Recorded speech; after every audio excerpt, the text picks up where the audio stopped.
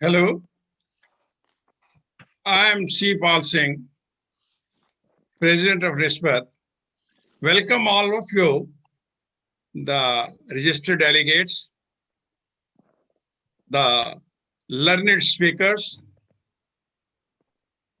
the leaders of various specialization on the ring side, and of course, our chairman, Mr. Pawanjit Ahluwalia. Being president of NISPAT, I'll first like to say a few about what NISPAT itself. National Institute of Safety, Security, Management and Applied Technology was established 3 decades ago in 1990. With the background and track record of imparting training in these spectrums, it acquired a place of prominence and dominance in the security industry. The skill and knowledge which NISPAT was imparting in these specific competencies to improve the expertise, capability, and performance in the trainees established itself as one of the leading institutions in safety and security.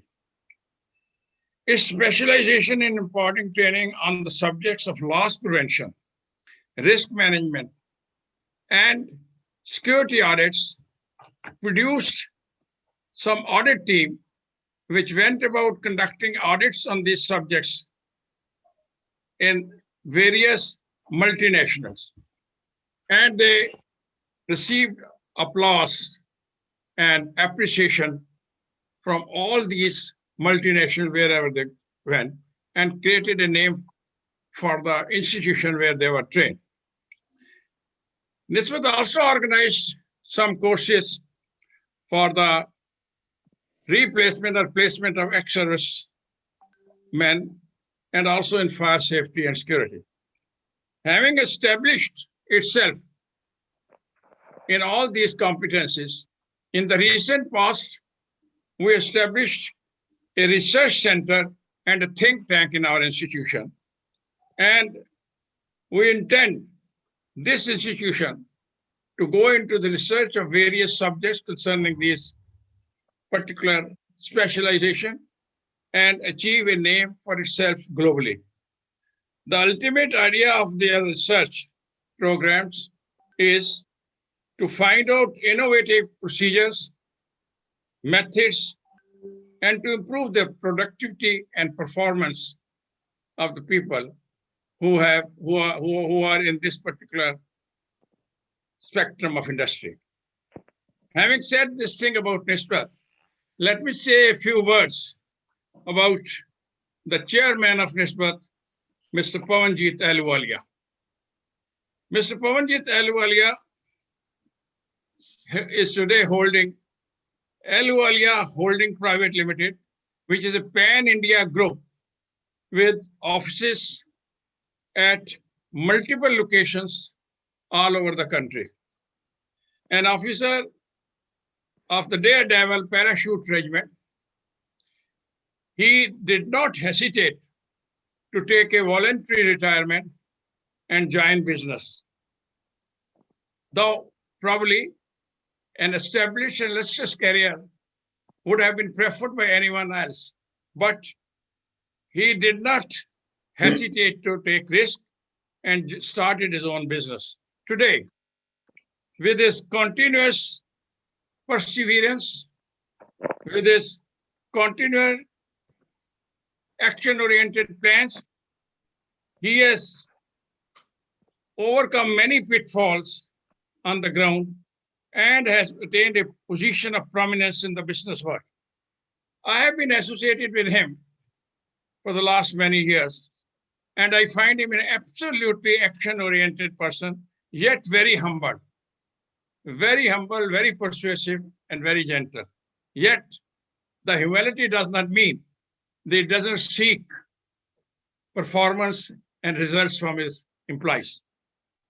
He is founder member of the International Business Research Association, and is also the member of the World Association of Detectives and is the past president and former chairman of the Council of International Investigation. A Malcolm Thompson Awardee and a Cotelle Awardee by the Council of International Investigation. He also remained its chairman, and believing in the principle that mere knowledge without action is only kept in the dream world of the people, he doesn't believe only in knowledge. He feels knowledge should be translated into action, and this is our chairman, Mr. Pawanjit Elgo. I take the liberty to introduce the subjects of today's webinar. That is prevailing law and order situation in the country, our countries, and changes in business strategies. I'm quite hesitant to talk on this subject when we have with us today two very learned speakers who will thoroughly going into the subjects and will illuminate us with their thoughts. But still, I take the opportunity to introduce the subject. Violence, conflict, unrest, armed conflicts, whether domestic or international, affect the business of any country. The strengthening of the law and order and ensuring peaceful environment are considered as keys to the growth and business development in any country. In a way, there is a sort of symbiotic relationship between peace and the business growth, or law and order and the business growth. Yet, the internal disorder requires at times by the concerned governments to introduce some emergency legislations. The law and order situation at times impels the government to affect certain changes in its legislation. Under some circumstances, the government may like to say, protect some labor. Under some circumstances, the government may like to patronize certain industries. It needs change in the strategies of the businessmen concerned with these industries. Some government in some countries may like to use trade and business as a retaliatory measure or as an incentive for other countries who are either against it or close it. I mean, they may restrict the imports or they may restrict the exports of the particular industry, thereby affecting the strategy, prevailing strategy in a business world. So therefore, they again need changes in the strategy. All the above reasons may require at times so many changes and so many motivation. I mean, closer home, not actually home, I say closer at the neighbor. China, you know, in the recent past, gave a lot of patronage to the people who were producing solar energy panels because they were deficient of energy. And it gave a lot of loans and changed its legislation in favor of them. So the strategy of the businessmen had to change accordingly in view of the legislation being implemented there. Now, I would like to emphasize on one point that though low intensity conflict at times may not directly impact the business, but they do impact the business indirectly. Now, in the conflict situation, when the law and order is adversely placed, when the situation in the country is bad in any country, then how the businessman has to change his strategy. They have different ways of changing their strategies.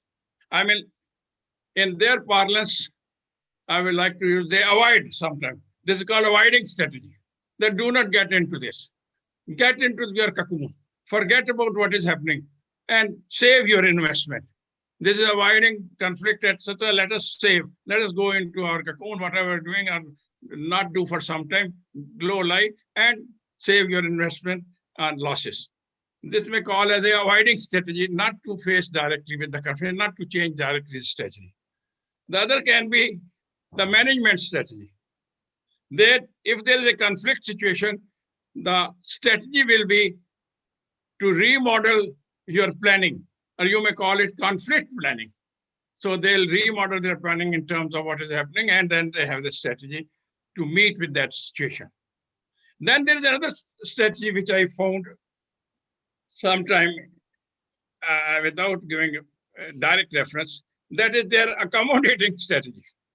Now, what happens is, in a given situation where a law and order is bad, or the radical elements are there to disrupt the industry, they may impose certain illegal taxes, and the businessman may indulge in an accommodating strategy.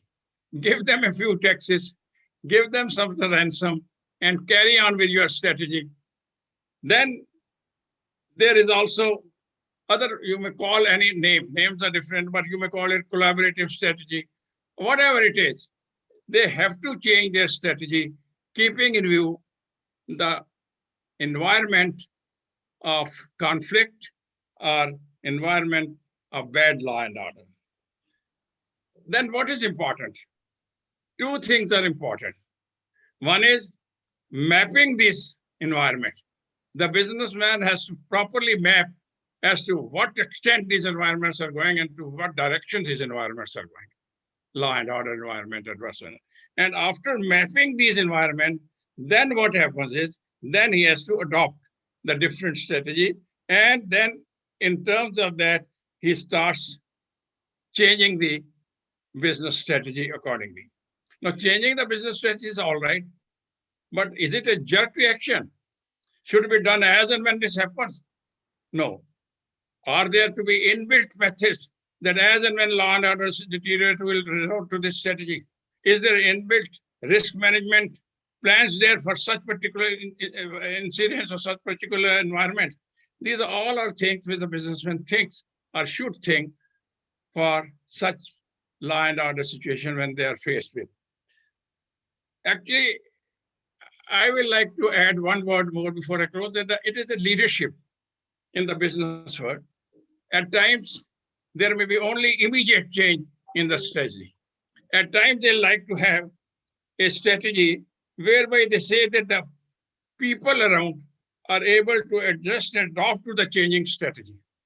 Thereby, they need to create a corporate culture in their organization where they are able to adapt to any change of strategy.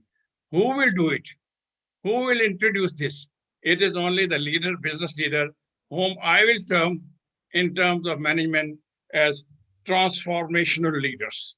They adjust, they build in their organization certain such strategies where they do not immediately react to the jacks, but they have a ready-made strategy with them to resort to low conflict, high conflict. That can be done. I'm not saying they should. That should be done according to the assessment only. However, these are only my remarks, and I am sure the learned speakers will come up with very interesting arguments, deliberation, and facts.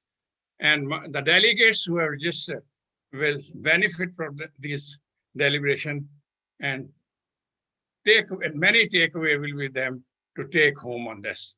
Thank you very much. Thank you, Mr. President. Before am I audible? Yes, yes, please.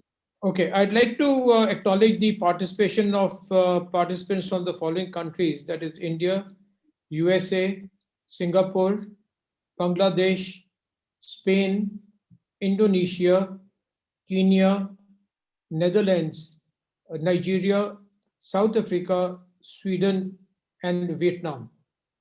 And I'd also like to acknowledge the sponsors of the event today, which is Premier Consultancy and Investigations Private Limited, And the event is supported by Premier Shield Private Limited, Tag Scores, India Skills, and JMD Cargo. I would now like to introduce the president who's spoken to you for some time. The president is a master's in English literature, and he has served in various senior police appointments across the length and breadth of India. He was made responsible by the government of India to raise a new force, which was called the Rapid Action Force. He was appointed also as the first chief of this elite police force in India. He then raised and headed the Internal Security Academy, a central police academy at Mount Abu in Rajasthan, India. During his service career, he has been decorated with the President's Police Medal for Distinguished Services, the Indian Police Medal for Meritorious Services, Police Special Duty Medal with Bar, a Sena Medal, and a number of other commendations and rewards. After retirement, he was awarded as the Security Personality of the Year by the President of India. He's also an advisor to the Asian Professional Security Association, the Indian chapter, and is the Honorary Director General for the Central Association of Private Security Industry in India. Mr. Sipal's face is well known in the country as a dynamic security professional who has appeared in a number of interviews at the national television channels. Ladies and gentlemen, this was our president. I will now introduce the first speaker of the day. That is Mr. John Withers. We are having two very distinguished panelists today. John is from Northern Ireland. And the second speaker, Mr. Ajay Nambiar, is working in a very large organization at very senior positions, very direct strategies for the company. And John is a small business owner, and both are impacted by the law and order and disturbances that are caused in different ways. John Withers became the managing director of Priority International and is currently based in Northern Ireland, Belfast. Priority is a family business that has been providing bespoke international business intelligence services over the last 60 years. John's experience of working in the global arena has allowed him to develop and hone interpersonal skills of a very high order. His attention to detail and ability to maintain an international network which is managed efficiently and provides international ease to a lot of businesses. He originally joined the business in 1992, having completed an extensive internship in the early 1990s throughout Ireland and the United Kingdom. He then, from 2002 to 2012, was part of the UK government's British Antarctic Survey as a field divisional officer and base commander. And from 2005 to 2012, he was a British Antarctic Territory Magistrate. He was a recipient of the Polar Medal from Her Majesty the Queen in 2012 for services to the United Kingdom in the Antarctic. Ladies and gentlemen, I now present to you Mr. John Withers.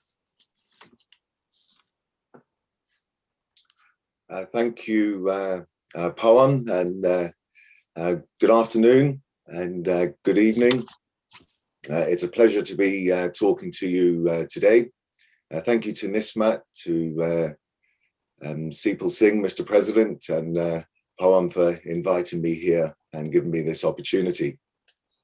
You should be able to see a map of Northern Ireland on your screens.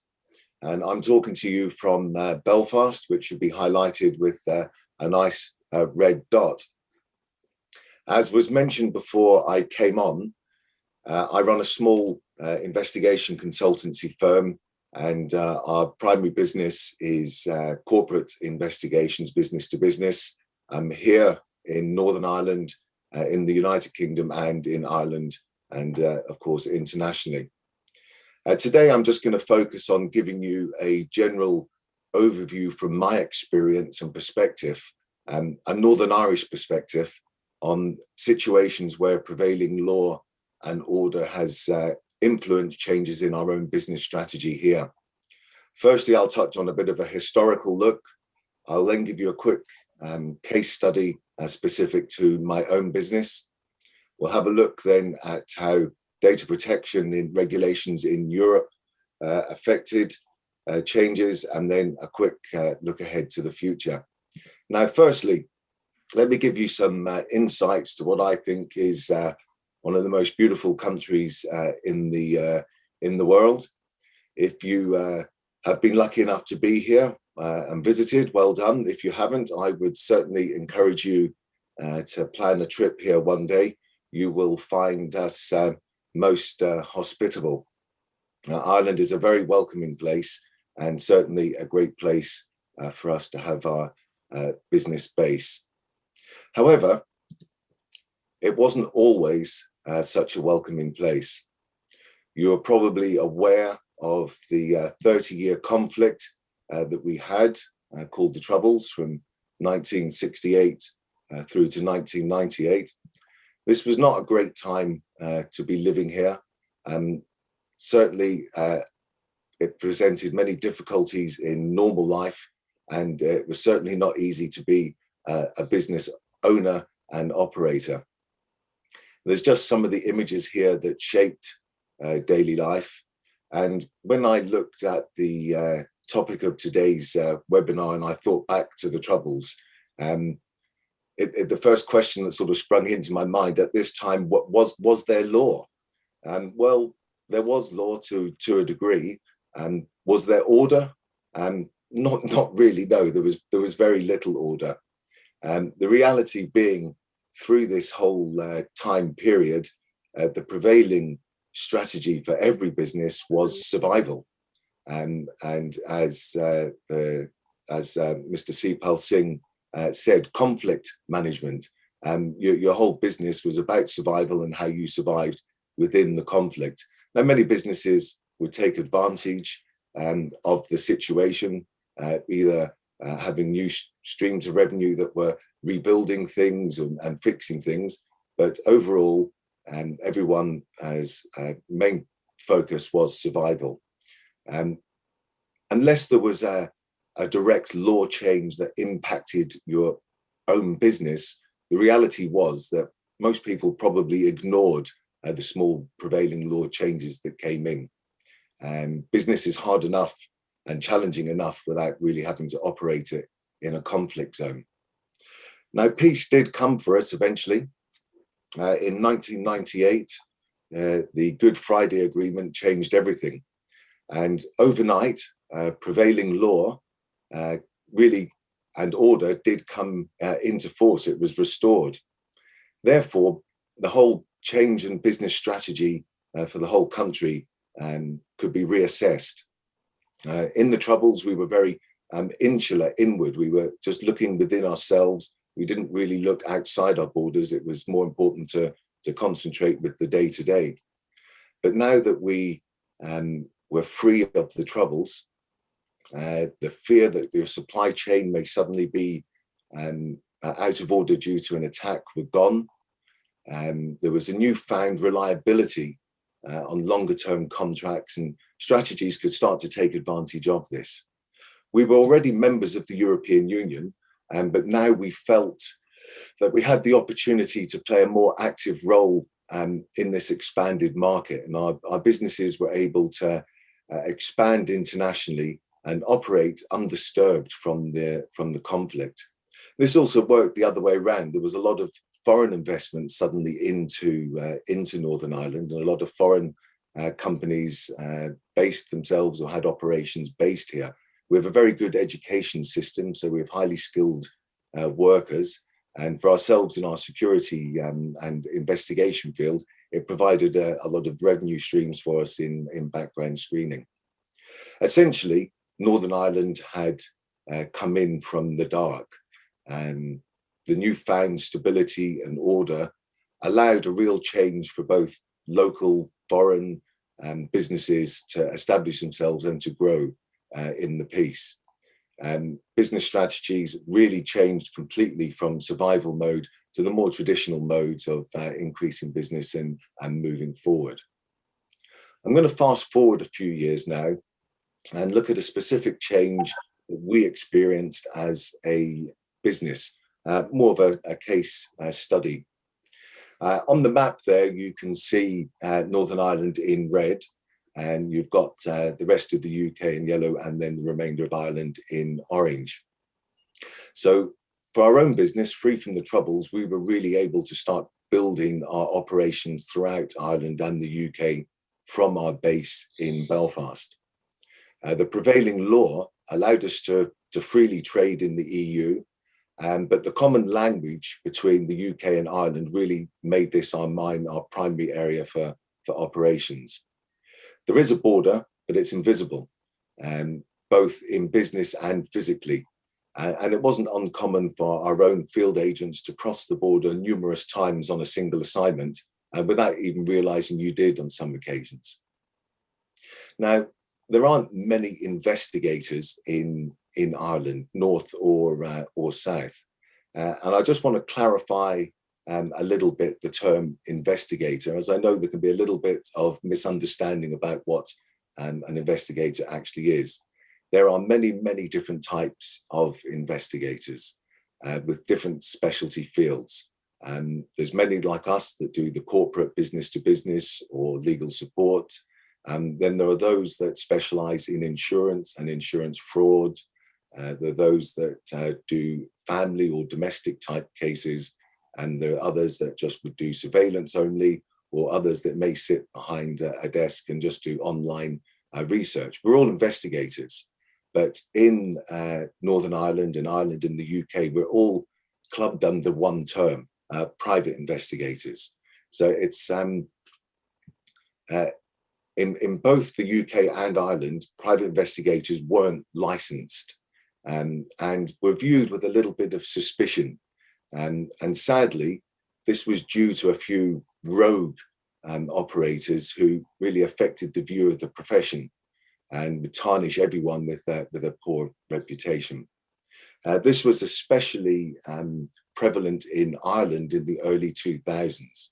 There were a number of prosecutions for private investigators for accessing confidential information. I'm talking about things they would access medical records, or they would access driving license records with the purpose of trying to locate people and confirm who they are for maybe legitimate reasons, for tracing them if they owed money or if they were due in a court case. But the simple fact is it's not permissible to break the law, no matter how good your intentions are at the end. And these prosecutions became big news, and private investigators were really hounded by the press and the authorities and were viewed with real suspicion. The Irish government actually decided to act, and in October 2015, legislation came into force which required all private investigation agencies or self-employed investigators to be licensed. And overnight, the business landscape changed, and the legal requirement to conduct any sort of investigation in Ireland was black and white. You had to have a license. Licensing was a huge change for us as a business. It was welcome. It was very welcome. It did bring the profession into the open and mainstream, and it did get rid of rogue operators overnight. The administrative burden of gaining the license was not easy. There were a lot of hoops that you had to jump through, and there's a lot of compliance, a lot of annual compliance and audits that take a considerable investment of time and finance. But it was a great advantage to be licensed, and you couldn't really get a much better endorsement in our profession. However, the administration burden hit every single assignment that we did, no matter how big or how small. Everything was dictated to us within our licensing, how we were to interact with our clients, how we were to contract, how we were to interact with other investigators, how we stored evidence, how we took evidence. And it really did add a lot of burden to the admin side. Now, the consequences of this made us less responsive in our home base in Belfast, in Northern Ireland, in the UK market. We actually started to lose a little bit of business to competitors who didn't operate in Ireland and weren't licensed. And this was because our license required our whole business to adhere to the rules, even if that business was to be conducted in Northern Ireland and the UK. And this was this presented a real problem for us. We might not have agreed with the auditors and licensing that this was a requirement, but it was certainly something that we weren't going to get into an argument or a legal challenge about. So we needed to sit down and re-strategize how we were going to organize our business in order to maintain operating in Ireland and to keep our UK and Northern Ireland business competitive. So we changed strategy and we formed two different companies, one based in Ireland to be licensed and the other operating from Belfast as before in the UK and Northern Ireland market. We had to adapt our strategy really to take in the prevailing law change in one of the markets that we worked in and without having the added effect, disruption to our other market. And we were feeling really good. It worked well. We felt good for a short while.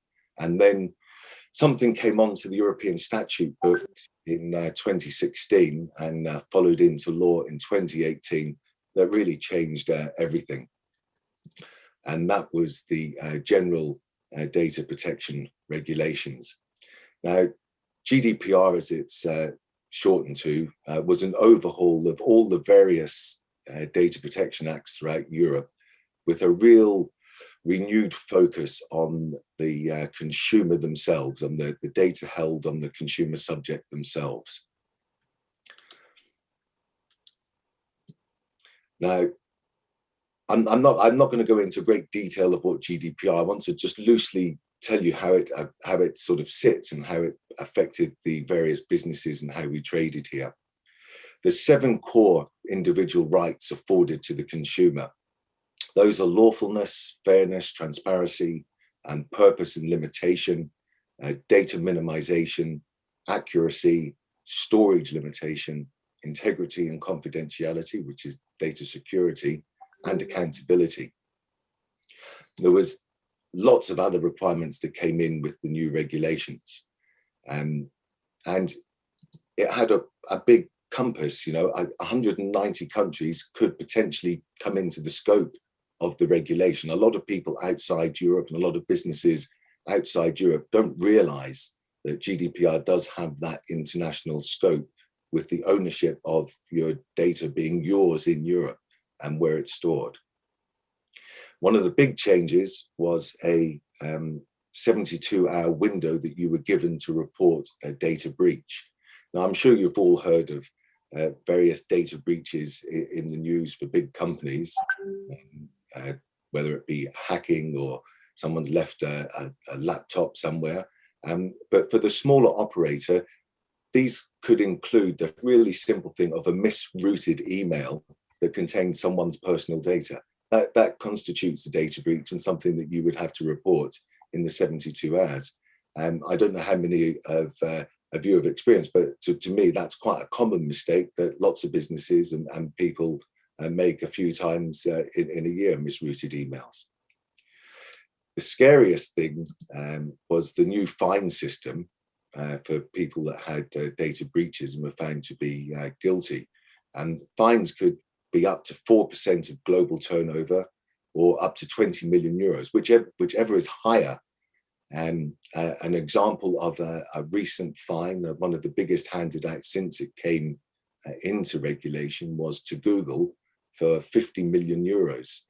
And the violation that they were fined for was that they didn't provide enough information in their consent policies, and they didn't grant people or their users more control over to how to store and see how their data was processed. So it was quite a big thing, GDPR. Now, when I come back to how the local community and business community dealt with it here, the general reaction was a little bit of trepidation and fear.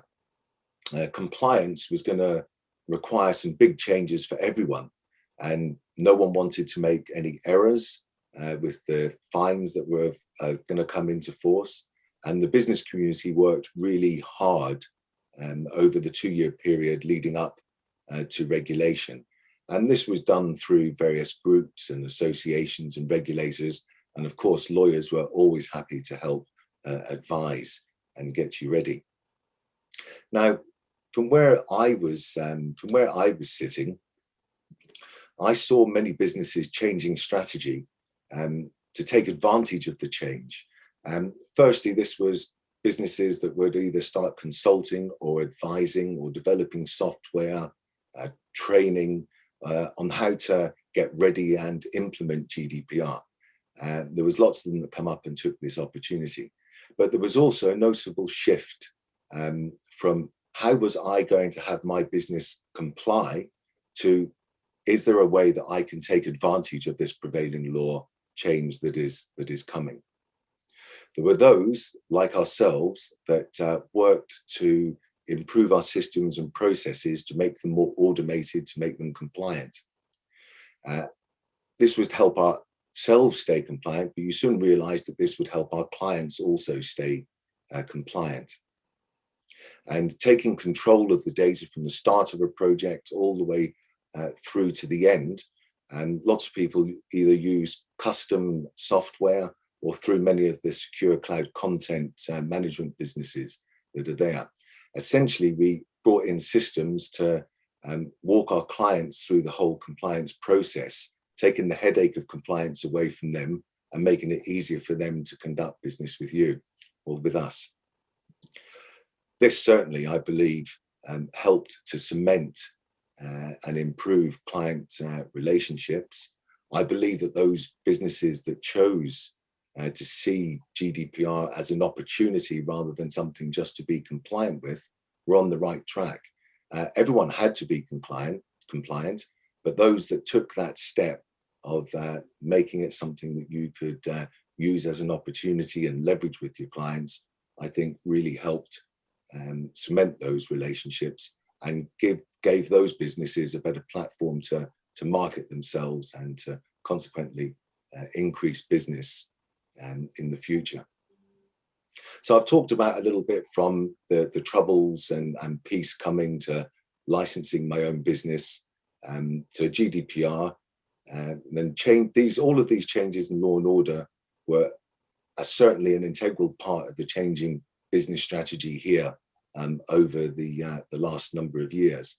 And surely we felt confident after GDPR that things would remain stable for a while.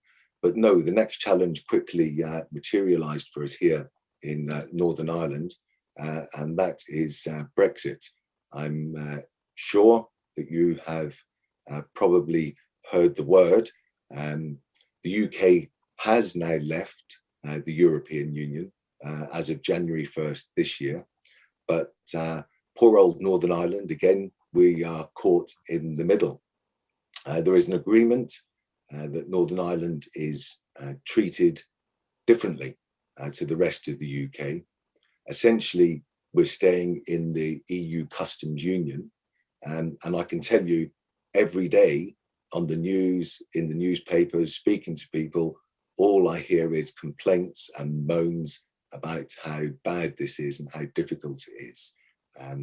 We hear how difficult it is for supermarkets to get food supplies over from mainland GB over to Northern Ireland. There's lots of red tape and paperwork and compliance, and a lot of people are unhappy. And if you were to listen to them all, you would feel that imminent disaster really is about to strike us. And I don't know what's going to happen. I'm sure that we will find a way through. But I want to share one graphic with you. This is how Northern Ireland sits now. We are still within the UK, but we're in the EU customs market. I actually see opportunity again. I see this change in law as providing Northern Irish business a very unique opportunity that no one else will have. And that is an unfettered access to the UK market. Yes, you might have to complete a bit more paperwork and red tape, but you still got an unfettered access. And we still have full access to the EU market. This is a real big opportunity for those businesses that want to take advantage of it. I'm going to finish up with just a quick summary. Prevailing law is there and is to be complied with wherever you are based in the world. That's just the day-to-day business. And I suppose you could just ignore it, be non-compliant. Your aim may just be to be compliant, or you could look at it as an opportunity that can be gained for your business. The choice really is yours. And I will end there, and I'm happy to take some questions later on. And over back to you, Pawan. Thank you, John. Thank you so much.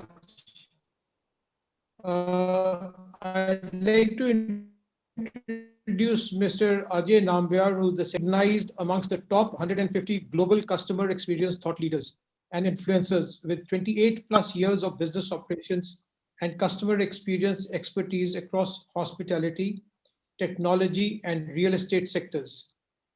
He is proficient in building high-performance teams, scalable multi-locational omni-channel systems, and certified processes.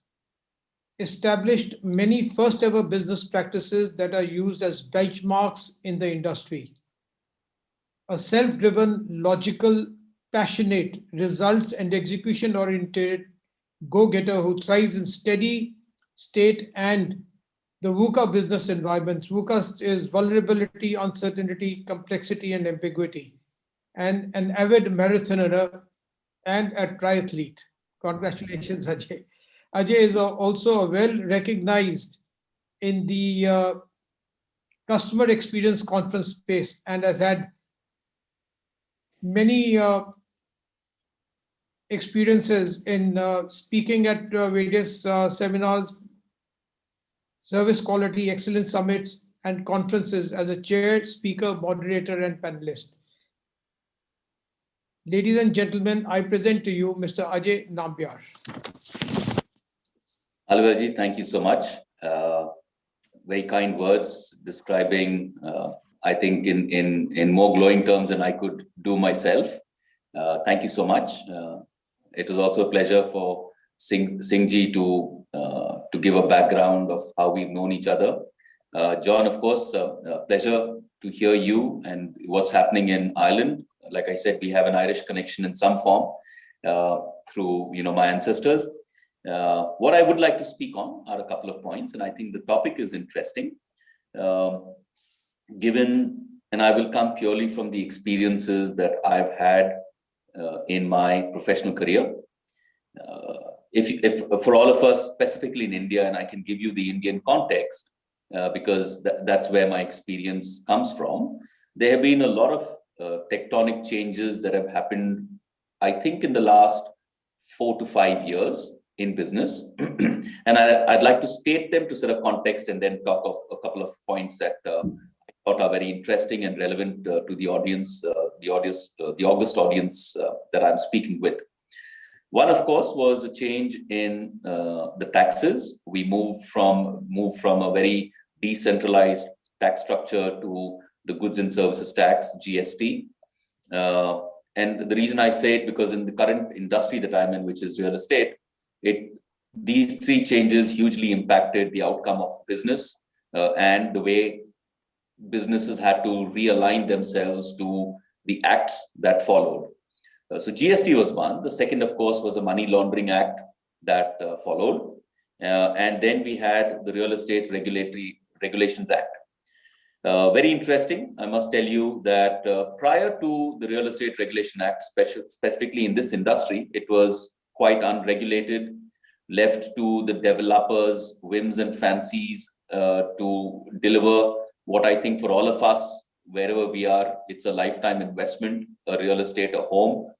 And you all would have heard stories in India of organizations like JP, Unitech, Mahagun, etc., which went belly up, and they could not either service the debt or give the houses that they had promised.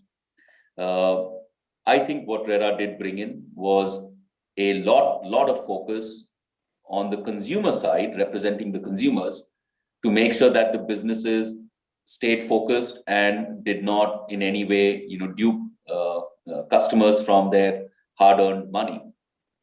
To give an example, post RERA, rather at the time of RERA, there were close to 3,000 plus developers across the country. Post RERA, and one of the stringent norms of RERA was if you commit a delivery time of say 48 months to deliver a project, and you didn't do that, the penalties and including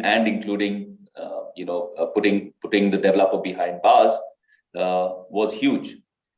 As a result, a lot of the smaller developers folded up and I guess merged with the larger developers.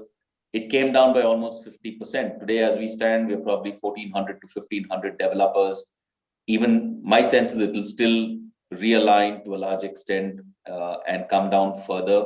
And the serious corporate houses, big developers, those who are in this business to actually achieve the ends, which is what everybody is looking at in this country, to own a home, it will bring a lot of stability. I think that was one of the largest changes that happened, an law that was brought into place to ensure that consumers were protected. I'd like to move from that to, I think, what's happening in today's context, not just in India. To an extent, John did talk about the GDPR impact. India will have its own regulation. It is currently sitting in Parliament, and it will become an act in India too. But I think prior to an equivalent of GDPR in India is the voice of the consumer. I have fundamentally worked in the retail space where it is business to consumer and not as much business to business. So I do understand both the consumer side in my stints in hospitality, real estate, and technology. And you must understand that did not have much of a voice where he or she could speak on. They had to, go through laborious processes to get their issues resolved. However, I think social media brought about a drastic change. Now, social media can be viewed as a necessary evil or can be viewed as a very important business enabler. And I would like to view it as the latter, because I think what social media has done is it short circuits the process for an organization to respond to a consumer who till then would have struggled to find voice and would have to look at channels like the consumer forums, etc. I think it brought about a tectonic change in the way businesses responded. And in the business I head both the customer service and the property management business. So on the property management business, for example, in your house, if there is a leakage that happens and you keep developer, there's a leakage, and the developer takes his or her own sweet time, you suffer. And I'm just taking this as an isolated incident of one resident staying in his house. We all experience it wherever we have either purchased or rented out a house. In today's context, all you require to do is get onto Twitter or Facebook, get onto the page of that developer and post a nasty message saying, you know what, it's taken you 30 days, you haven't responded. Believe me, that works wonderfully well. You would get a response because whoever has actually gone onto social media and created a page or a Twitter handle for a business realizes that you have to respond, because within a matter of, I guess, 10 minutes, because this is a ubiquitous model, you'll have 40 other people commenting, yes, my bathroom also is leaking, and no, yes, I've also got the same problem. And suddenly this could be a PR nightmare for an organization. I've experienced it both as a professional sitting on this side of the border, addressing those queries, and myself being a consumer and taking advantage of the fact that if I need a quick response, let me use social media. I think that is a boon.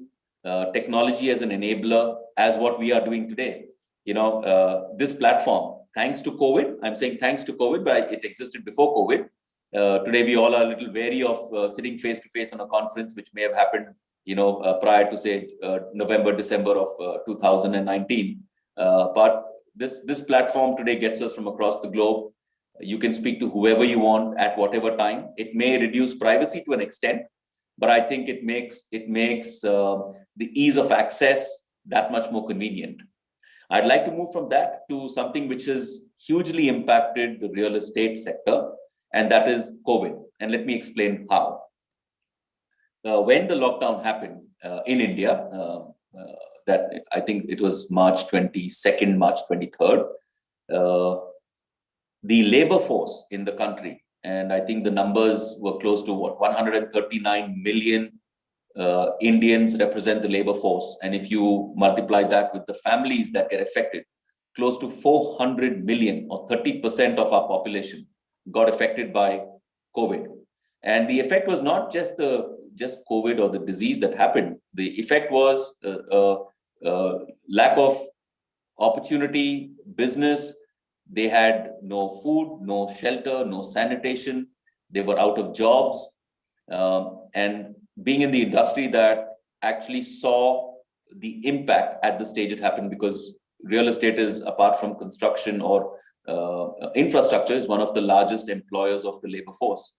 To see the migrant labor trying to get back to their hometown because that's the only place they could find succor and survive more than anything else, I think that was heart-wrenching, absolutely gut-wrenching for all of us. The impact, I think, across businesses, they shut down from the period of March to, I think, August and September. The labor force did not come back. Fundamentally, they didn't come back because India has very, very specific festivals. So we did understand that the labor force wouldn't come back till Diwali. And to try and get the businesses back, it was a humongous task. I'm talking this of in general, not specific to the company or organization that I work for. And I'll come and give specific examples of what was done to mitigate that. So businesses struggled. October, November, I think only around 15, 20%, 25% of the labor actually returned. Businesses did everything possible. They hired trains, they got their plumbers, masons, technicians flown in. In fact, I was on one of those flights flying back to Bombay, and I had probably 85-90% of carpenters, plumbers actually on that flight. And it was interesting to have a conversation and ask them that, what are you all doing? They said, no, actually today we are king because all the organizations want us back and they are paying for a flight ticket to fly back. This is the first time we've ever flown. Imagine the same laborer who had to walk home or take a train home or a bus or hitch a ride is the most sought after. So they felt like kings. And I think rightly so. Let's talk of specifics. The organization that I worked in, I think a lot of effort. What was the business response to that? Business were, of course, businesses that did not plan. And I don't think the impact of labor was specific to only COVID. This predated COVID. It had nothing to do with COVID. COVID just brought it forward. I think the conditions that they lived in, outside of the fact that they were not getting their salaries or payments, because most of these were daily wage workers. Outside of that, I think they were not taken care of to a large extent. But it just got amplified with them staying in a place which is not their hometown, not getting sustenance or getting paid.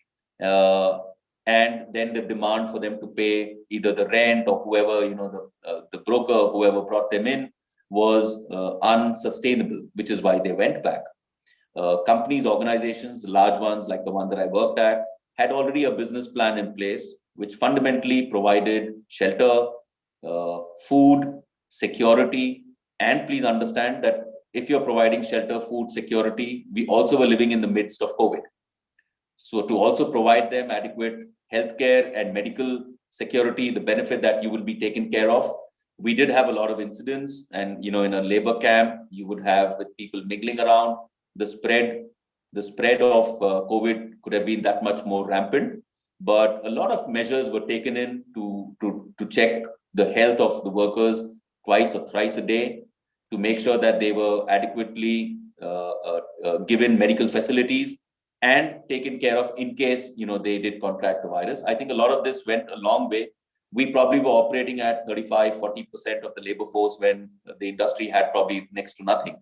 And by the time it eased out, we currently also, it's not 100%. I think we are close to 85, 90%. I think that was huge for a business to not just have planned before something like this happens. And I think this topic is interesting. The law and order in the country, while the fourth estate to a large extent talks about that labor force was migrating back to hometown, I think there were a lot of businesses that did a lot of good to retain the labor force at that time. No doubt, I think the impact was big on the migrant labor force. But on the other side, large corporate houses, and I'm sure we all know them, did take adequate precautions a lot of precautions because COVID was new, during COVID itself, and post that, which is why they were able to sustain their business to a fair extent. I mean, no business could really have recovered that quickly. We also got impacted. And I think the impact straight from many businesses, sales, of course, literally came down to the lower single digit numbers. But because we were able to restart construction activities across our projects quicker than others could, I think we recovered that much quicker. I think to me, this was one of the finest examples of industries working with government to ensure that the largest employer of migrant labor in the country, in India at least, and that's close to about 30% of our population, was adequately protected from the vagaries of a pandemic of this nature, which was unprecedented. That is my short talk on the impact from my perspective on what I've seen in the industries that I've worked in, and real estate being the latest has had the largest impact on what I speak on. Over to you, Ahluwalia ji. If there are any questions, I would be happy to answer them.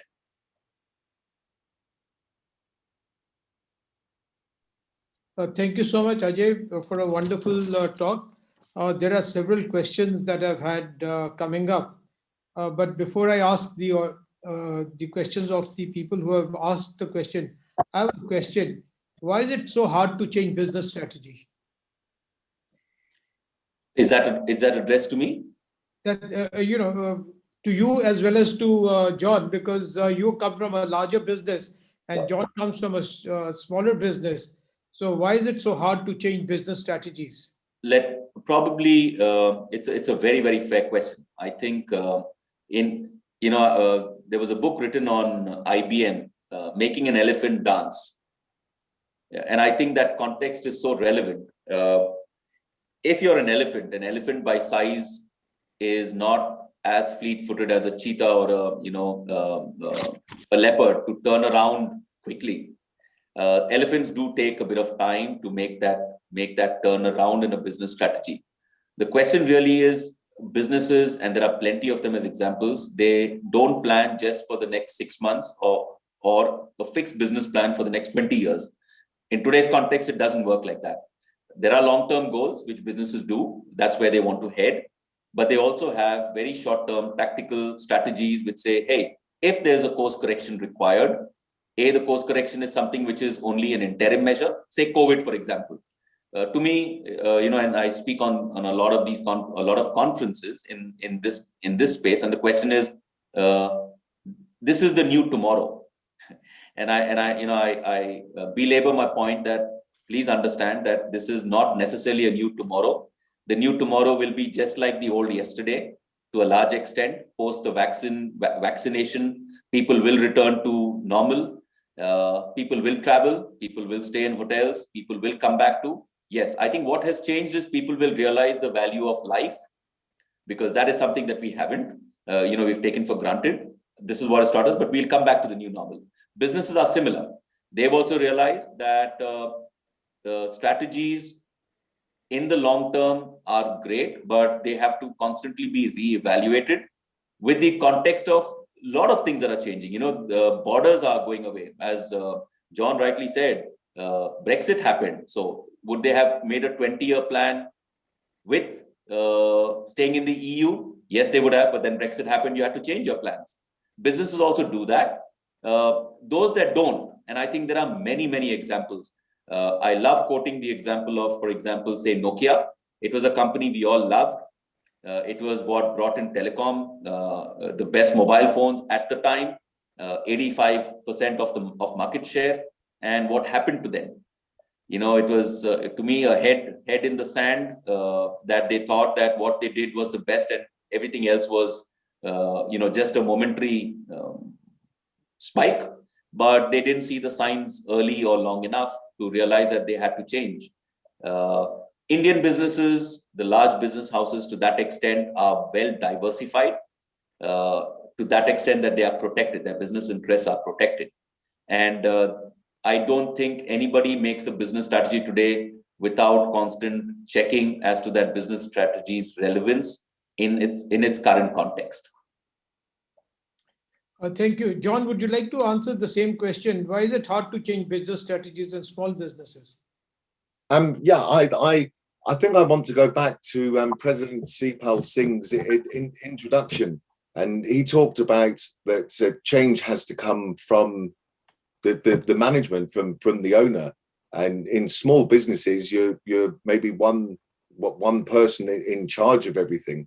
And Ajay talked about elephants with small business owners, especially those that have those of us that have lots of experience. We're dinosaurs, and we don't like to change course. We think we know what we're doing, and when something happens, like a law changes, then you're okay. You've got to deal with that then. And then I also think, as a small business, you are very focused on your revenue stream, your income, and that dictates your strategy. Because if you start forgetting about your income and your clients and start thinking about, I'm going to start doing my business strategies, the income drops, and then you've got no business. So I think you're driven by the market itself. Thank you, John. A very interesting view of the. I like to intervene, Pawan. Yeah, sure. I'm only saying that dinosaurs and big businessmen well referred. But Ajay, you said the big business people can have a diversify themselves. Now, in this case, I'm limiting myself that as far as India is concerned, the small businessmen are much more. Small factories, small businessmen are much more than the big one. I'm not talking in terms of investment. I'm not talking in terms of money involved. I'm talking in terms of the businesses as entities. So when such situation arise, they do not have a diversification strategy. What do you advise? What should they do? Should they wind up their business and go away? Will it not have impact all over? I mean, that is something to be thought of. Diversification at the larger scale is all right, but what about the smaller business? What should he do for a strategy? Your question is very right. And the answer is definitely not going to be relevant to those who have already wound up their business. It will predominantly be to those who have, I guess, survived. And I must tell you, in the Indian context, we are masters of jugaad. We are kings of making adjustments and living in adversity. We are born like that. It's in our DNA. So let me give an example. Let's take textile, for example, and the small SME in the textile space. All their karigars, their tailors, etc., all migrated back as the labor force, part of the labor force. So what could they do? And this I know because a lot of my friends got into this space of trying to find, okay, what business, and my friends are in this business. So what did they do? They said, okay, what's the current context that is relevant? So they quickly got these tailors, etc., in their villages. They got the sewing machines sent to them and started manufacturing masks, gloves, and started exporting it. They survived.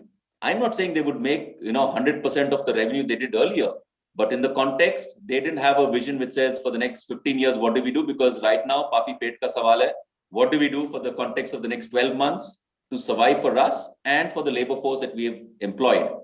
And I think amazing to see all of them get together to say, I think everybody figures out a way that if we are in this context, what can we do? Let me take restaurants as a business. And I think that's very relevant to me in coming from the hospitality background.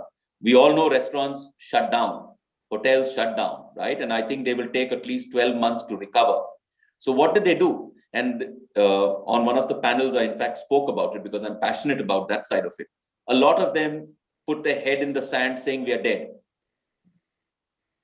And honestly, they were dead. I mean, you can't really pull them out of the sand. But a lot of them realized that, okay, in today's context, people cannot come out to us, but can we go to them? So they started outdoor catering, they started home delivery, and they survived at 60% of the business. To me, absolutely fantastic. It may not be 100%, but a lot of them did. Restaurants did survive. And thanks to Swiggy and Zomato, I think they had a food delivery mechanism too. John, the explanation given by Ajay is an off-the-cuff sort of thing, diversification.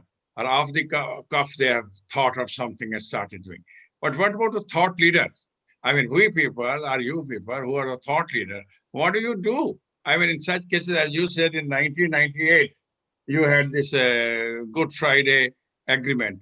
And from 1998 till 2015, for 17 years, they were just in Ireland trying to go here and there till you started having some sort of space for the investigators or some space for them. So otherwise, you're in sort of doldrums as to what to do. But the thought leaders of the industry have to think of the small timers and how much time it takes to recoup.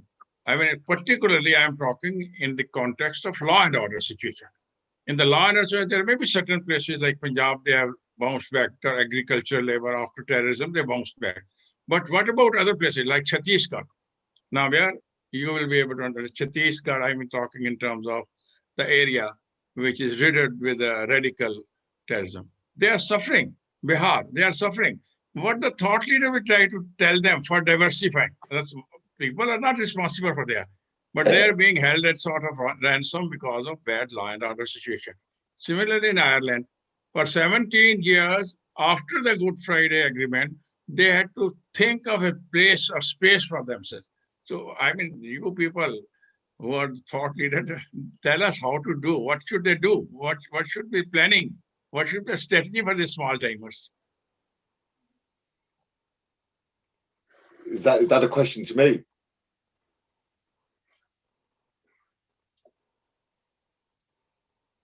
Hello? Can you hear me okay? Yeah, John, that's a question to you only.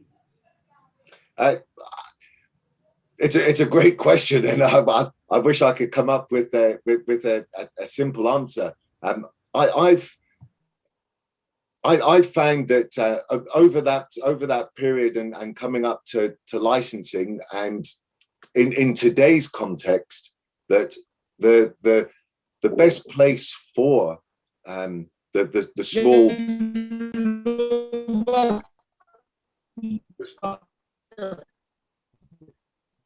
small businessman or person to be is around other business people, around your peers, and this very thing that we're sitting here doing with your association, and everyone's sharing the stories and the various associations around the world, is what lets you see is happening in your sector and in other business sectors. It's keeping your eyes open to possible changes that are coming, and keeping your eyes open to what your peers are doing.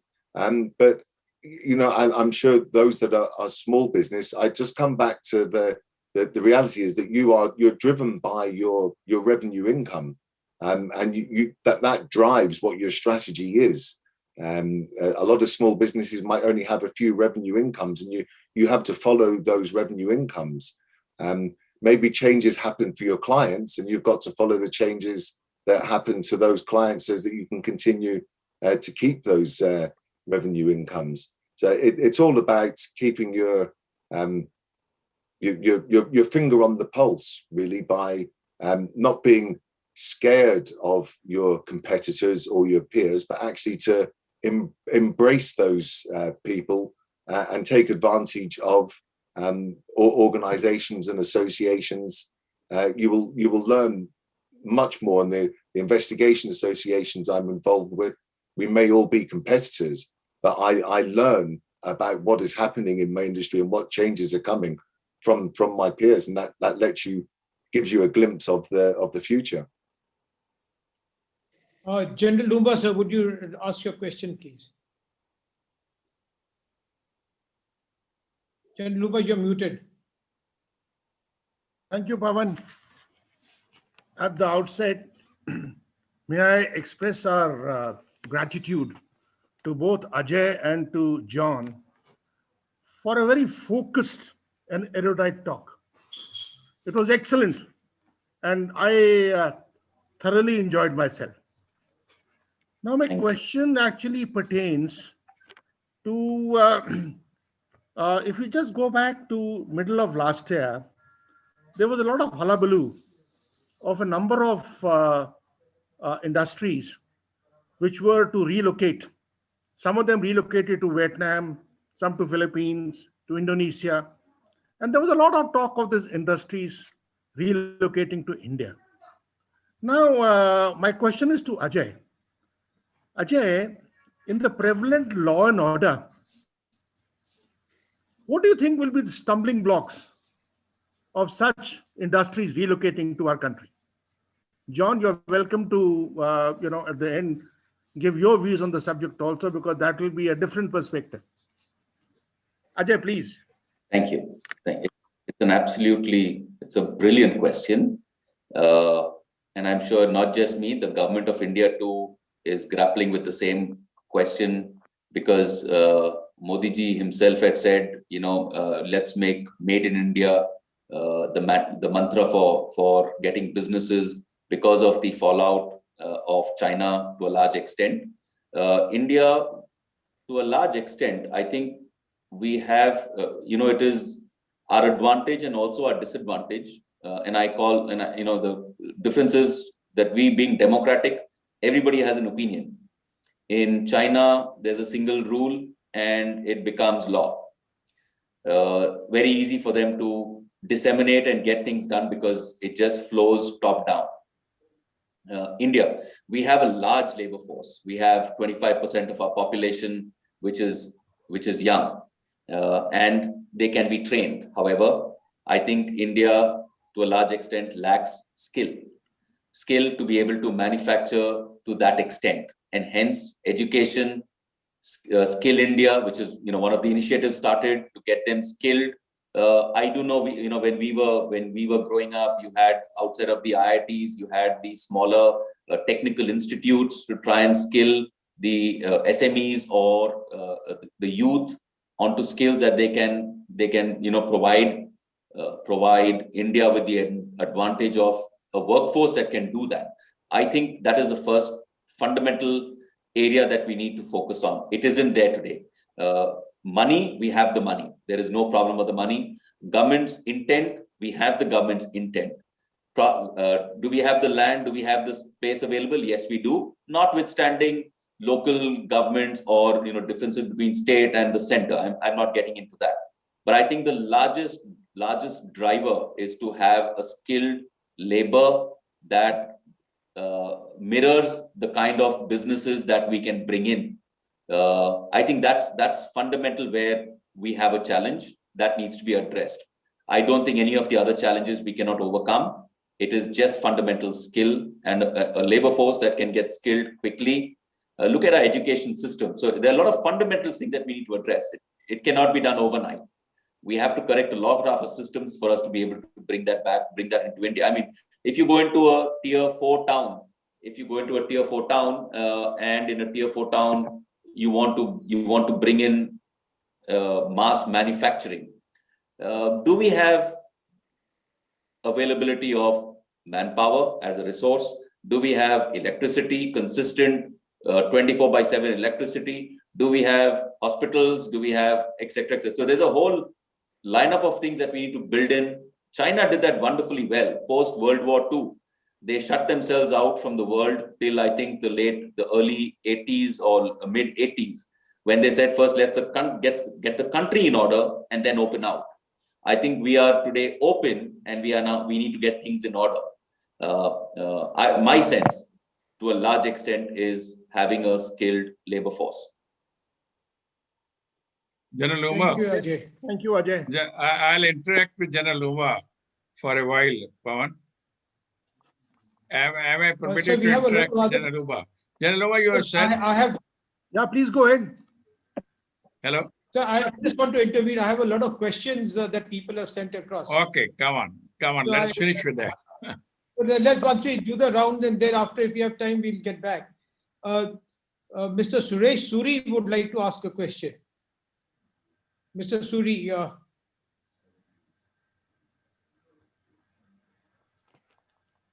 You're Suri, muted, you Mr. unmute Suri. yourself.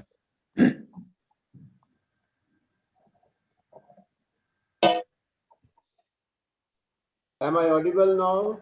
Yes, you are. Okay. Now we had a very wonderful talk from both the people, and they have justified their thing, how the law and order has affected in India and how they have affected in Ireland. In India, I agree with Mr. Ajay that the SMEs have suffered the most, and they, due to this COVID agitation. After just when the government was opening up, there was a Kisan agitation which was started very recently in India over the Kisan problems. The government has introduced 3 laws. Now the Kisans are opposing those laws. And one of the biggest thing which they are telling, the intervention of corporates in their businesses. They say this is going to affect their survival. They want that this particular clause of this acts should be abolished. No, but the government says this is for the good of the farmers. Could you please specify how the corporates should nullify the doubts of the farmers? Mr. Rajay. Thank you. I think it's a very, very relevant question for something that discussing what could we speak on. The farmers' protest was one of the topics, but that is close to all our hearts. It has not yet seen a conclusion in any form. Eventually, I guess it will, because it is not that it is, and that's my opinion. So please, I stand. This is not me representing any party or any government or anything. This is purely my opinion, because opinions are polarized on this topic. I do think, while yes, these laws are required, and I will just step back to when we were independent. At that time, it was for us to be self-sufficient. So we spoke of green revolution. Let's do everything in India. We didn't need outside support, and I think to a large extent that helped us. But it also, with no competition in sight from the external world, it also blinded us from what could happen if we did not realize or open out the markets to the world, which happened post 92. I think in a free market, we probably are a little hesitant moving to a free market, to a market that is open and not only live on subsidies. It will take some time. You're trying to unshackle a 60, 70-year-old comfortable, well, I won't say comfortable, but a law which for political motive benefits some, doesn't benefit the others. All these, you must understand that poor farmer at the end of the day wants to make sure that for what he produces, he gets paid adequately without anybody else necessarily making money. He's not averse to people making money. He's not averse to people. Technology helped the farmers in understanding crop patterns. What can they, move away from a seasonal crop to a perennial crop that lasts 12 months a year. They all accept that. They also then, there was a lot of protest on genetically modified food coming into India. Some saw benefit in that. They took that in because, it gave them a perennial source of income. They are not averse to it. They are not averse to an industry coming in. I think what they are, and this purely political, is some particular industrialists who may benefit. It is not industry.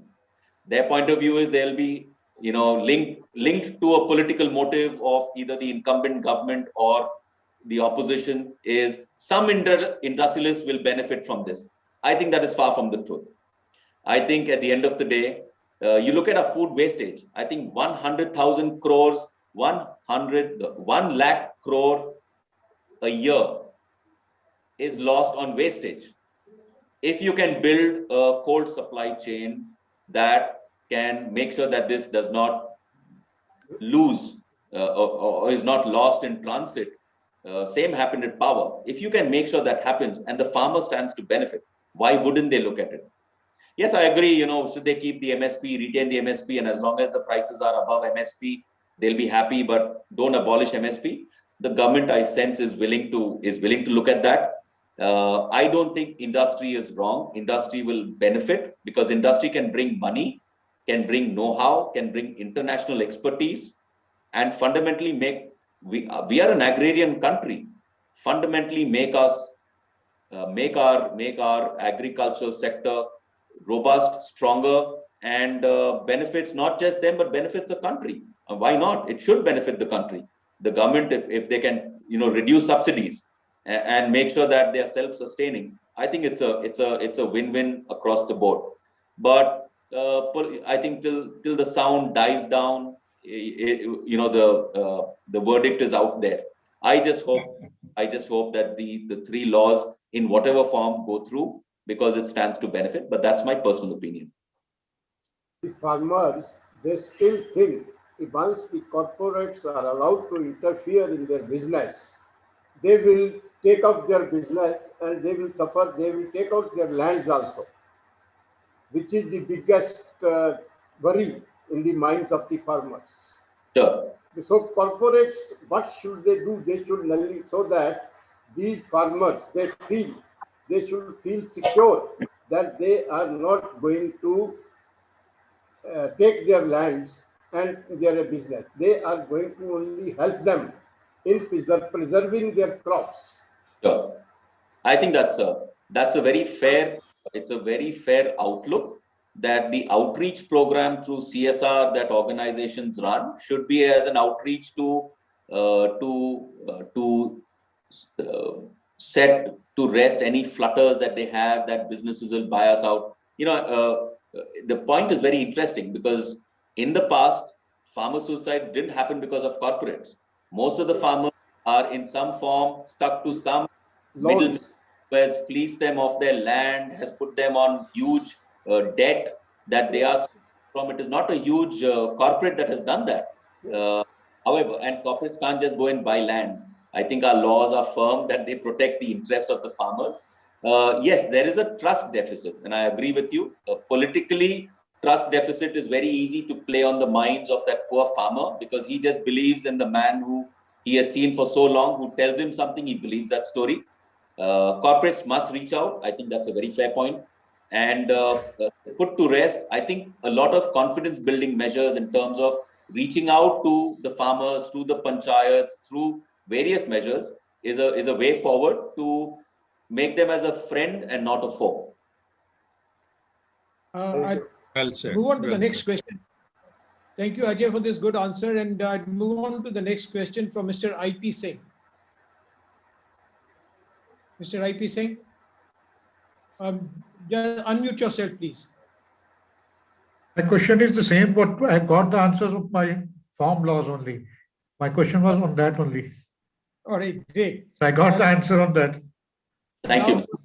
Gurmeet, Brigadier Gurmeet, can you ask your question, please? You've got to unmute yourself. Please unmute yourself, Gurmeet.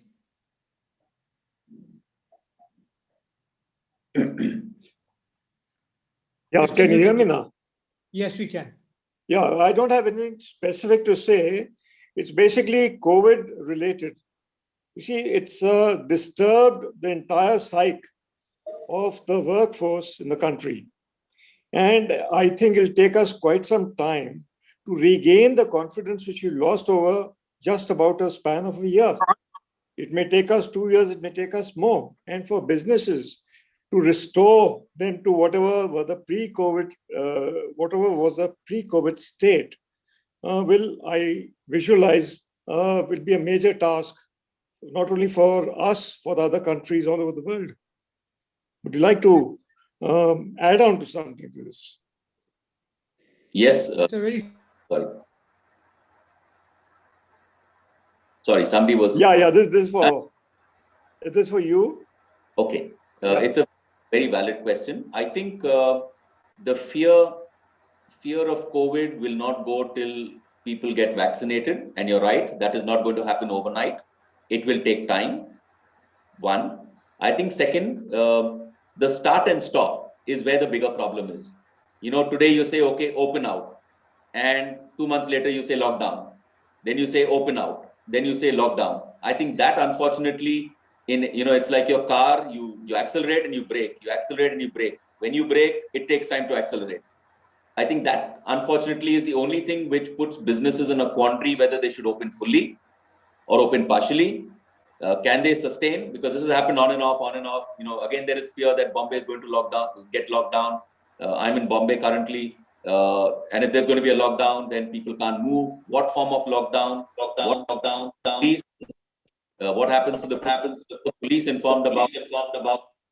Do the trains operate? Is a very valid fear.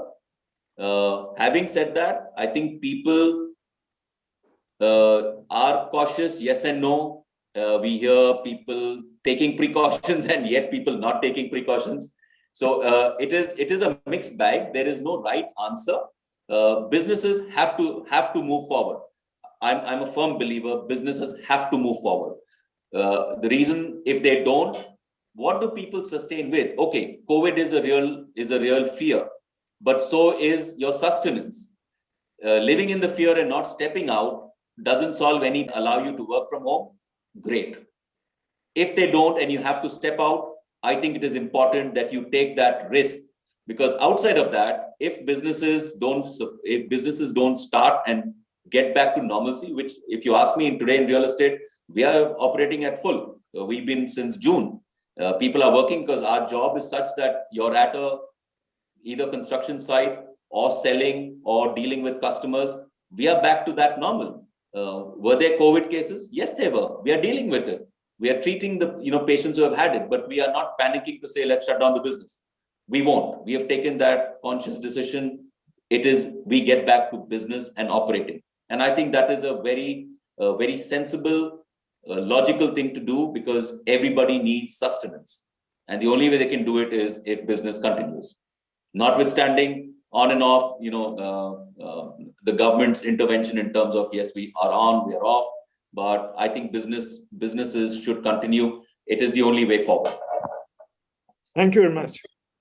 Thank you, Ajay. I have another question coming up from Mandeep. Mandeep, can you ask your question, please? Very good evening. Good evening, everyone. It was indeed a pleasure listening to both the speakers, Mr. John and Mr. Ajay. In continuation to Pawan sir's question, to Mr. Ajay, though it was the question was why it is so hard, I would say how quick one would be able to change the business strategy while meeting the compliances, the mandatory compliances in this kind of a scenario, where keeping in mind the prevailing law.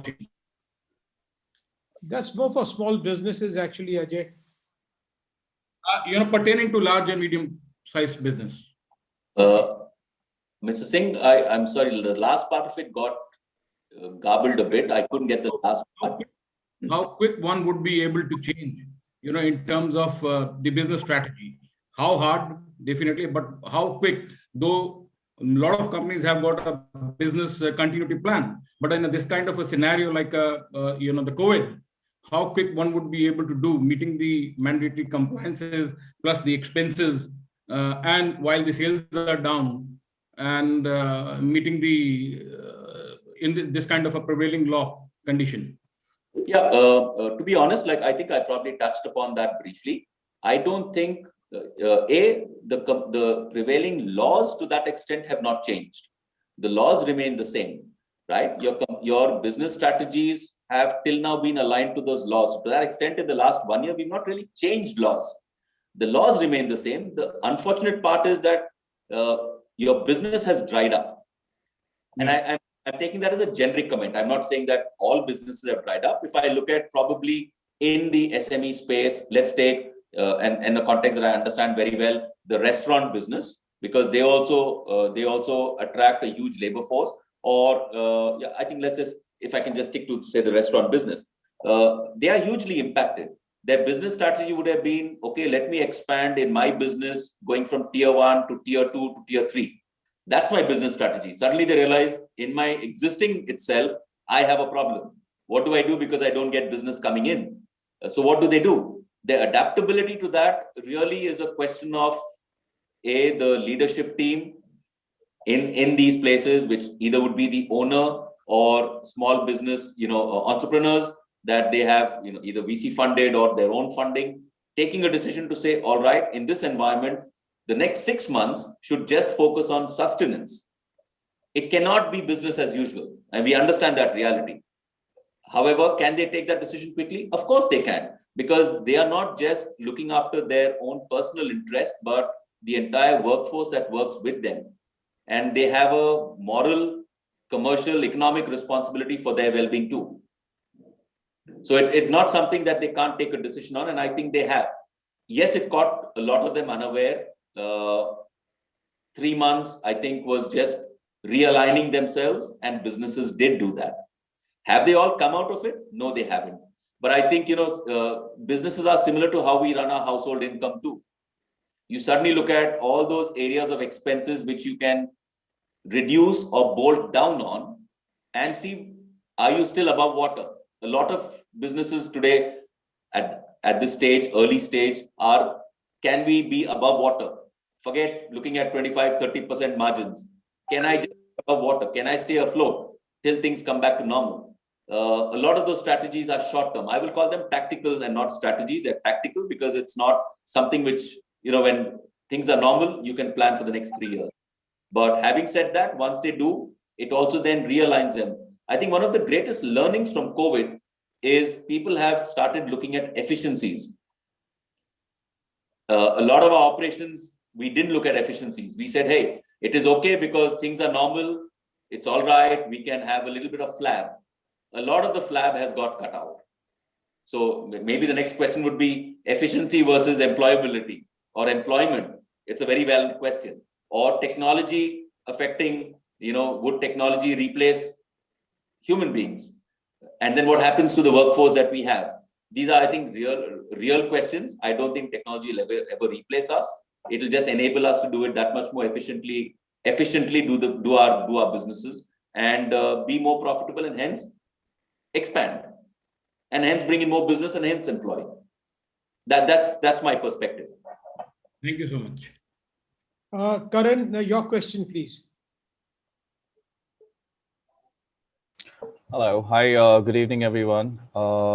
So for anyone who can share any kind of, observation or an understanding behind this question of mine. So I was very curious to know and understand what is the best offer or a strategy that companies can make to the labor force which has gone back to the rural India during the whole of the pandemic. I mean, in short, how do we bring them back? I did touch upon that, Mr. Singh, a bit when I was speaking of what happened when COVID happened and in the industry that we are in.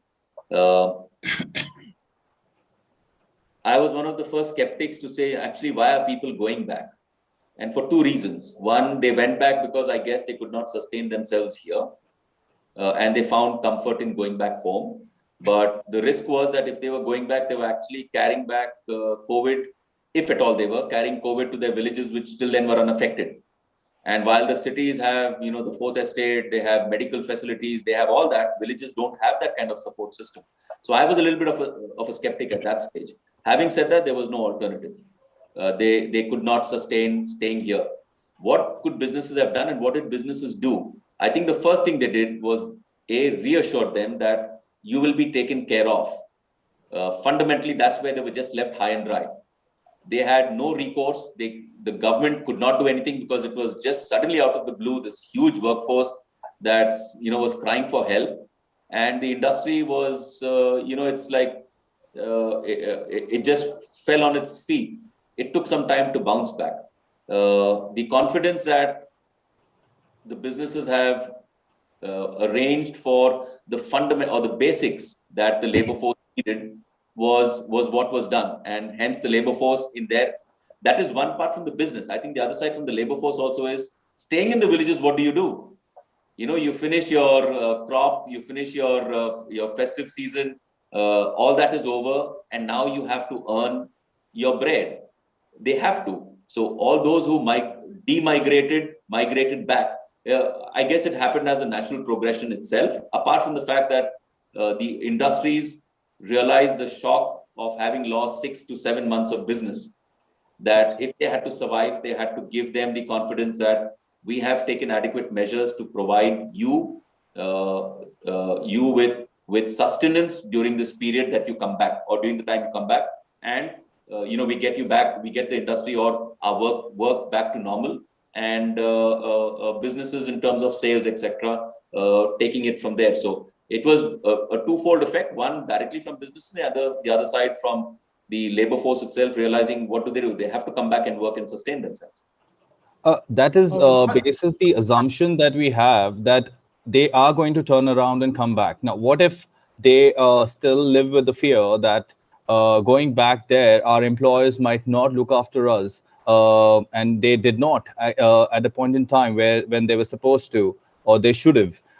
So are we going to try and offer them anything in terms of, when I say strategy, like an enhanced remuneration or any sort of other perks and benefits to kind of attract them to come back to our cities and kind of enable and kickstart the whole of business activity? It's a dilemma. Let me put it that way. On one side, the businesses themselves are struggling, right? Because if they had a little bit more, I'm sure they would have offered it. So which businesses can? I think great, but they'll be far and few between. Businesses themselves have to come back and stand on their feet. And I think a lot of them, it would probably be false promise of saying, we'll give you more. I think what people were looking at is, give us what you promised us.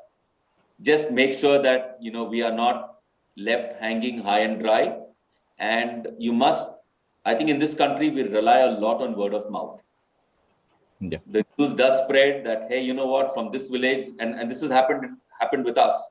From this village, Papu Yadav came. Papu Yadav was employed. He passed on the message that sab theek hai, aap bhi aa jao, and that spreads in this country. It is amazing how we have a very vibrant word of mouth that spreads.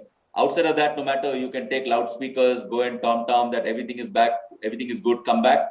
It may work for some, but seeing is believing. So the labor force that came back at 25, 30%, if they were not taken care of, we would still be struggling. And when I said we are currently at 85%, the fact that things have happened positively, that it brought the rest of them back. Thank you for entertaining that one question. Last question. I just want to have one last question, and that is to John Withers. How has the pandemic impacted businesses in Northern Ireland and the UK? I think it's the John? effect. Yes, can you hear me? I think the effects are the same worldwide. Those businesses, particularly in the restaurant and social sector, have been most affected. I've certainly noticed that, or we've commented a lot that we've seen a lot of businesses actually do very well from the pandemic. I'm aware of Amazon have done very well as a big organization, and businesses that were able to pivot themselves to deal with the closures and how that they could keep revenue streams open. Ajay talked about restaurants, and I've got a great example of a very good restaurant here in Belfast that it was very difficult to get a booking in, and we were all disappointed when they closed their doors, but they started doing cook at home meals, and you would place your order and you would go pick it up. And but being the investigator, I keep my pulse to the finger. They're making more money now as cook-at-home meals than they were making when they were in open restaurants. So there's opportunities there for people that are able to pivot the business, but for the majority, it's a really tough time. We're in our third lockdown, and we're desperate to get back to some sense of normality. I think the whole pandemic has created a natural phenomenon for businesses, and basically the strong will survive and the weak won't.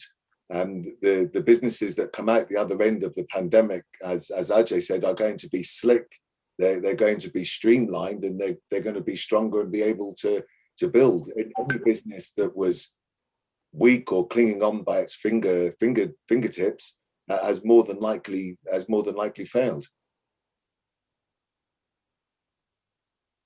Right. Thank you, John. Thank you very much. And I think we've come to the end of our time, and I'll hand the proceedings back to the President to conclude. Thank you so much, John. Thank you so much, Ajay. Thank you very much. At the outset, I'd like to state with all emphasis at my command that both the speakers were very, very logical, very lucid, and very, very explicit in their replies to the curious and inquisitive questions put to them. They have satisfied to a great extent the queries of our other delegates who are attending the session. Thank you very much for that. Your very nice replies. A bit of reference into my winding up, I'd like to say that there are certain reasons to deliberate and think by our think tank as well as learned speaker. We talked, Mr. Nambiar talked about skilling, emphasized a lot that there's only answer seems to be skilling India and so on. I agree with him. We started it long back, about more than 5 years back.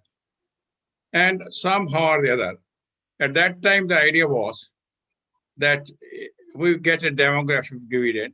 By skilling people, we are a young population in India, we'll skill them and we'll be able to send them out, and the employment was provided. Unfortunately, the legislation or the principle of skilling was definitely a welcome step. But in the process, we lost the track. Somehow or the other, we missed that skilling. I'll not go into details. We started having just sort of skilling, which were actually not skilling. You get a construction worker, I'd like to draw the attention of Mr. Nambiar.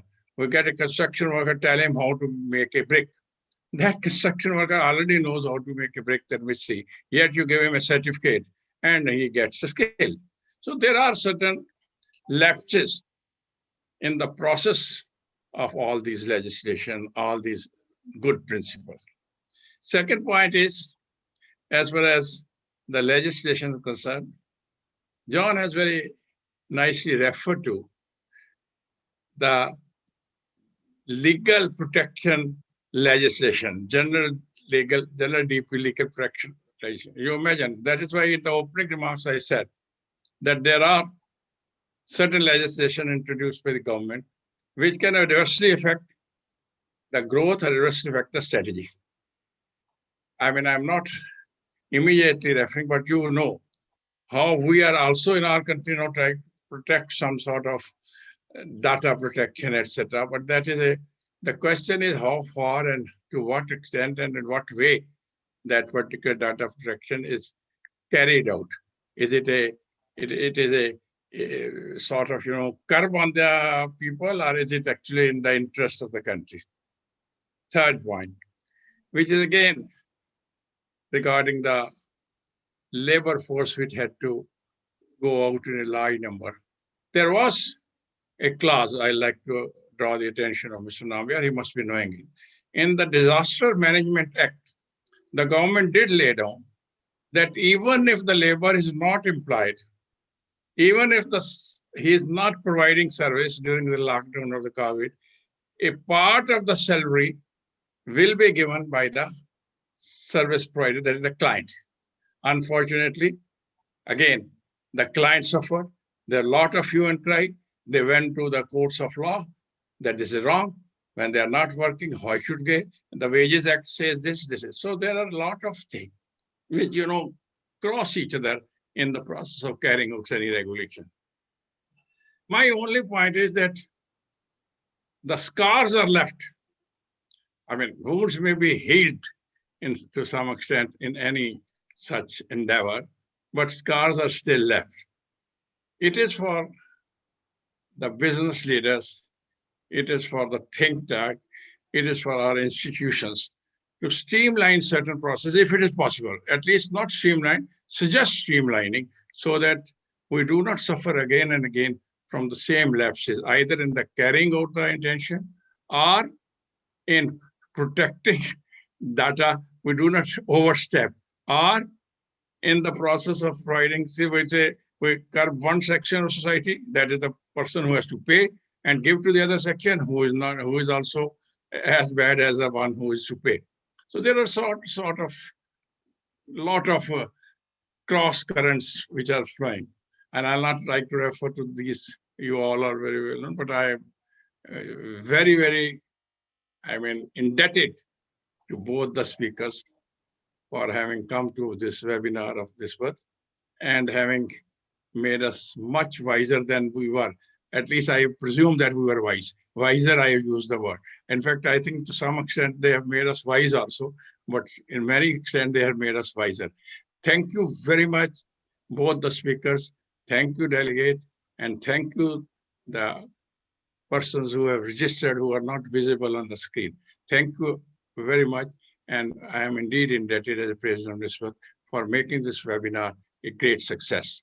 Thank you very much indeed. Thank you, Mr. Singh. Thank you, Mr. Waliwar, and all the participants. Thank you so much, and God bless. Stay safe. We'll have the next. John. We have the next webinar, which is coming up. Are you showing the Come on to your screen. flag? This is on artificial intelligence. The next webinar is going to be on artificial intelligence, and a very learned speaker too. It is artificial intelligence in the service industry. In the service industry and the services. Artificial intelligence is in the service industry another very, very important subject for the services industry, because everyone is not thinking of artificial intelligence. And we have got very, very learned speaker. Two are from outside the country and one is from India. Both outside the country and India have been deeply involved in the artificial intelligence. They'll throw light is on Friday, 12th March, same time, that is 6 p.m. here till 8 p.m. I'm sure most of the ladies who are present there, they would like to attend this because it's another subject and burning subject of the day. And we are getting very learned and erudite speaker from outside. It is on the 12th of March, Friday, and I'm sure the service industry, as well as the people directly connected to the artificial intelligence, who have made artificial intelligence. Nowadays, a byword, as you know, in the industry, artificial intelligence. And I'm sure you will like to attend this session. Thank you very much once again. Thank you, Mr. Chairman, for giving us the opportunity of this webinar. Thank you. All right, sir. Thank you so much. Bye-bye, everyone. Thank you.